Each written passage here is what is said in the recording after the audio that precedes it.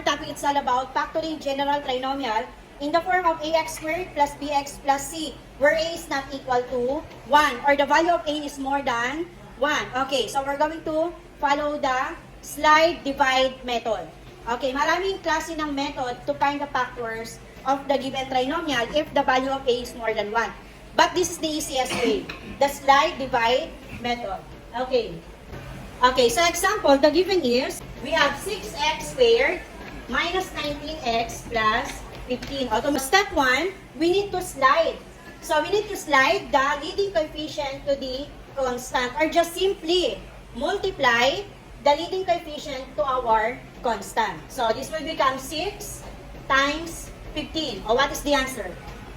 6 times 15, the answer is 90. So after getting the product, si 90 ay papalit na natin kay 15. Kasi pinagsama po natin si leading coefficient at si constant. Meaning si 6, nilagay natin dito, nawala na siya.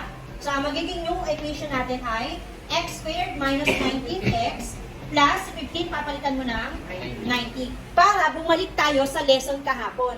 Ano yung lesson natin kahapon? General trinomial where a is equal to 1. I-apply. Ano yung step natin kahapon? Find the value of a, the value of b, and the value of c. What is a? X. Oh, what is a? 1. How about b? Negative 19. And our c is? Okay, step 2, we need to get the factors of 90. What is the sign of 90? Positive. Therefore, probably the sign of the factors are both positive and both negative. But, tingnan natin si middle term. Ano ba yung operation sa middle term? Negative or minus, meaning, sino yung kukunin natin sa dalawa? Si negative sign. Okay. I'll give you the factors of 90. Whose sum is negative 19? Yes, Iho? Very good. Negative 9 times negative 10. Sa tingin nyo ba, pag pinag-plus yan, negative 19 na? Okay, if yes, wag mo nang kunin yung iba pang factors. Kasi ito lang yung hinahanap natin. So, get the sum na tayo. So, negative 9 plus negative 10. What do you think is the sum? Negative 19, meaning ito yung factors na kailangan natin. O, what is the next step na?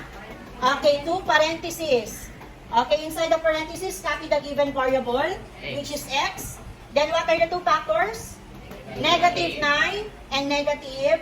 O, hindi pa tayo natatapos dito. Ang ginawa pa lang natin si slide. O, pasok na tayo kay divide. Okay, our next step is we need to divide the leading coefficient. So, si leading coefficient, i-divide mo naman kanino? Kay constant. O, dun sa factors na nakuha natin. Ano yung leading coefficient? 6. O, divide natin dito.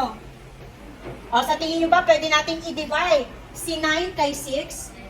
Pwede bang i-divide si 9 kay 6? No. So, pero pwede natin siyang i-lowest term. Tama ba? Because 9 and 6 are both divisible by 3. So, si 9 ay magiging 3. Si 6 ay magiging 2. Dito naman, pwede bang i-divide si 10 kay 6? No, pero pwede natin i-lowest term. What are we going to do? Divide 10 divided by 2. How about 6 divided by 2? Okay. At kung mapapansin nyo, ang ating factors ay naging ano na? Fraction. Or dapat hindi fraction ang ating factors. Now, what we're going to do, we're going to slide again. Sino ang i-slide natin? Si denominator. Si denominator, i-slide mo sa harap ni x. So, ito na siya. Ito yung last step. So, i-slide natin si 2, napunta siya sa harap ni x. Magiging 2x minus 3 na lang yan. O, i-slide ulit natin to. Si 3 mapupunta kay x. So, magiging 3x minus 5. Ito na yung factor natin ngayon.